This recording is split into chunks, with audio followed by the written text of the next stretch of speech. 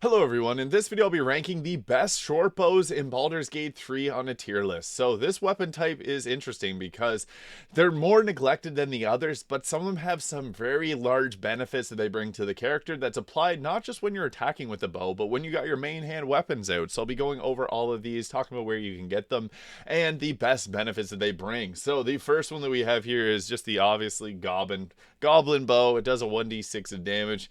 It's going in the roleplay tier. It's a little bit ugly and just not that good because it doesn't bring really any big benefits. Same thing with just the regular old bow that you get for starting as a ranger. So both of these are not that great and they just belong in the roleplay tier because you're going to get much better ones. Appearance wise, they all kind of look the same here. So I'll be talking you through each one of these.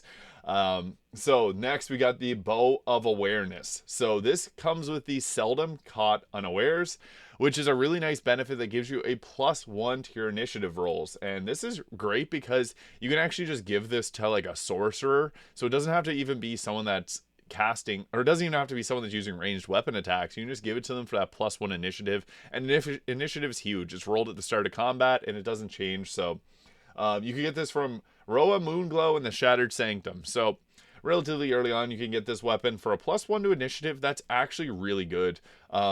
Because it can be used by anyone. So for that, I would actually probably say this is a B to A tier. Just for that +1 to initiative. It's also a +1, 1d6 +1 damage. So it's got that magical enhancement to it. +1 to initiative is just huge. And early on, that can make or break a run. So I'm going to put it in probably A to B tier. Just because that +1 initiative is massive. Next, we got the Hunting Shortbow, which comes with, it's a 1d6 +1. So it's got that magical enhancement as well. On top of this, it gives you advantage on attacks against monstrosity type enemies. Now, there's not that many monstrosity type enemies in the game. The Slayer is one of them. So whenever you fight the Slayer form, things like harpies, the phase spiders, Carniss, he's a monstrosity. Cuddleface, the warg. So when you talk about wargs, those are monstrosities as well. Some people think they're beasts, but actually the wargs are monstrosity type enemies. All the slayers, even Terra the cat is a monstrosity by definition, so don't go attacking her. But yeah, wargs typically are going to be the most common that you'll encounter, and they are weak. You get advantage on your attack rolls against these. Another huge thing is you actually get it with your main hand weapons as well. So if you're attacking with daggers or a great sword, you're going to get an advantage on the monstrosity type weapon or enemies. So this is actually really good. Despite not being many, there's not that many of the monstrosity type enemies, but this is great on it. I might throw it in the A tier as well. 1+1 initiative, maybe B tier. That's tricky. What's nice about that advantage on monstrosities, it gives yourself the ability to get your sneak attacks if you have a rogue. So that is quite nice. And it also gives you Hunter's Mark, a bonus action. And Hunter's Mark allows you to deal an additional 1d6 of weapon damage. So piercing damage. And if you have the ballast armor, that gets doubled as well. And it takes concentration, but perfect on a class that doesn't have concentration. So I'm actually just going to put that into the A tier because it's a lot better than you think. It's actually quite good. And getting advantage on attack rolls is just massive. So yeah, next we got the short bow +1. I'm just going to put it in the C tier. It doesn't have the +1 initiative. It doesn't have the advantage on attacks against monstrosities. So it's just C tier. Not as amazing. It's better than obviously the roleplay, just basic one. 1d6 +1 is better than just 1d6. But yeah, nothing crazy. Now we're getting into the rare items. And the first one that we have is the Bow of the Banshee. So on hit with this, you can possibly inflict the Frightened status on an enemy. And then you gain a 1d4 bonus to attack and damage against frightened creatures.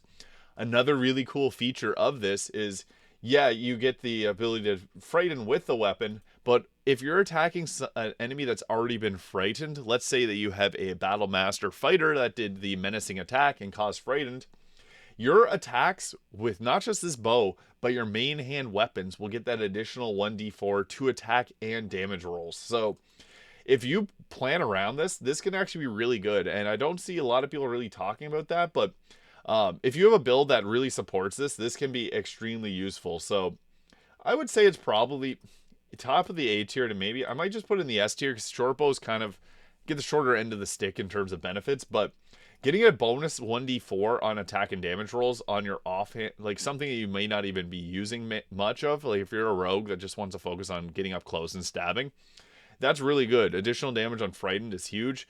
That works good if you have like a, yeah, again, as I said, a fighter that has the menacing attack, or if you have the horns of the the horns of the berserker for the menacing attack that comes from that on your barbarian that you can do every turn. This can be very good. So swords A to S tier, just because the benefit persists to your main hand weapon as well, which is really nice. Next, we got the Darkfire Shortbow. This is also an extremely useful shortbow because it gives it's a 1d6 plus 2, so the Bow of the Banshee is 1d6 plus 1.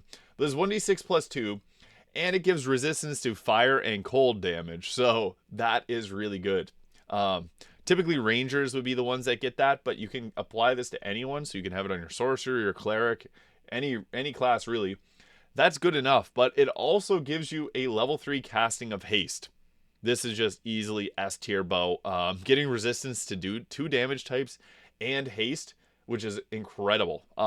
This doesn't even have to be put on your, like, someone that's using a bow. You can put this on really anyone because haste is just that good. So I have to say that's S tier, extremely powerful, and yeah, resistance to damage types too. This is one that you don't even need to use the bow, but it also has a +2 weapon enhancement, so that is also quite good.